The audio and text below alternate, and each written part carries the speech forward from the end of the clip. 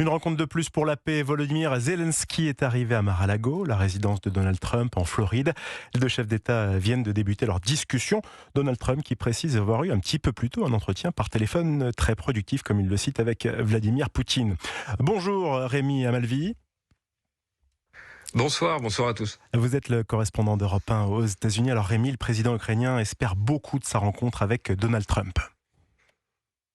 Et oui, après bientôt 4 ans de guerre, Volodymyr Zelensky arrive à Mar-a-Lago avec un plan de paix en 20 points. Alors son objectif, c'est surtout d'obtenir des garanties de sécurité de la part des Américains, des garanties semblables à celles dont bénéficient les membres de l'OTAN, qui provoqueraient donc une réponse militaire américaine en cas de nouvelle attaque contre son pays. Alors Volodymyr Zelensky espère aussi convaincre Donald Trump que le Donbass doit rester ukrainien. Aujourd'hui, le territoire est en grande partie contrôlé par la Russie, qui souhaite totalement l'annexer. Il va donc devoir faire des pieds et des mains face à un président américain pas encore totalement convaincu, il l'a dit lui-même, et aussi très pressé de passer à autre chose.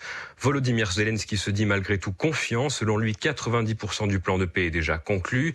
Il affirme que les derniers points de friction seront évoqués ce soir en Floride et que les lignes rouges ukrainiennes seront respectées. De son côté, Donald Trump dit avoir eu un appel très productif avec Vladimir Poutine avant de rencontrer Volodymyr Zelensky, un échange dont il n'a pas pour le moment révélé le contenu. Rémi Amalvi, correspondant d'Europe 1 aux États-Unis. J'ajoute d'ailleurs que Vladimir Poutine a fait savoir qu'il recontactera par téléphone ensuite Donald Trump à l'issue de cette discussion entre Donald Trump et Volodymyr Zelensky.